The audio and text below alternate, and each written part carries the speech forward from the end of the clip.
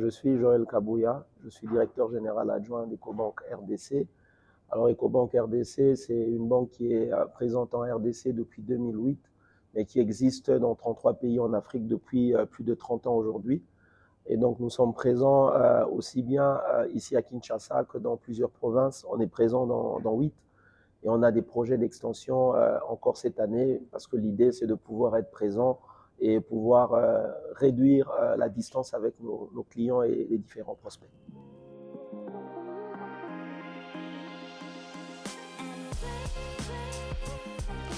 Je dirais innovant parce que c'est une première fois qu'on soit sur ce type de format.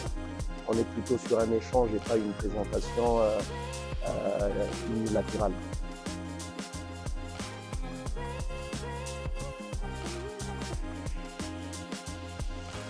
Alors, Ecobank RDC est parti d'un constat qui est simple, c'est qu'aujourd'hui, le financement des PME représente moins de 30% du financement global des banques à l'économie congolaise.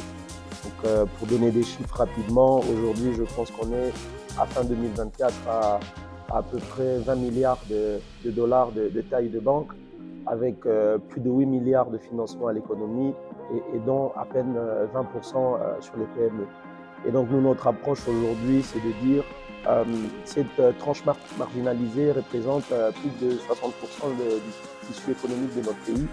Et donc si on veut vraiment faire bouger les choses et financer l'économie, on ne va pas pouvoir le faire sans passer par cette catégorie. Donc voilà pourquoi on a fait un focus et un intérêt particulier pour cette catégorie.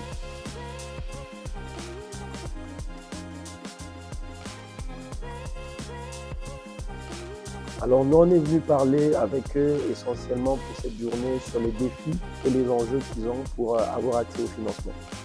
Alors ils sont de plusieurs ordres, il y en a eu sur l'éducation financière, sur la formalisation de leur business, sur les taux de financement que les banques proposent, mais également sur les exigences en termes de garantie. Et donc nous, par derrière, on leur a montré les efforts que Ecobank avait faits pour réduire ce ravin entre eux et nous, en touchant sur les problématiques de garantie et d'accessibilité au crédit, mais également sur tout ce qui est formation et mentoring.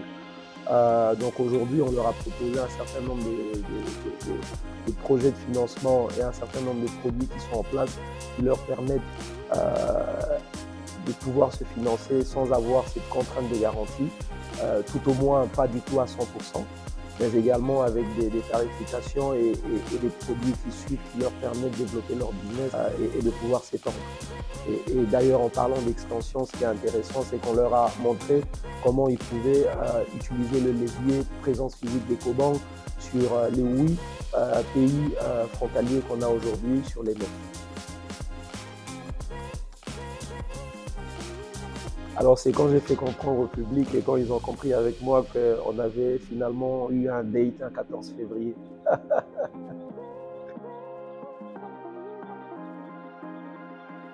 Alors déjà merci pour la tribune, pour l'espace, mais également pour ce que vous faites en termes de promotion des entrepreneurs et même des PME.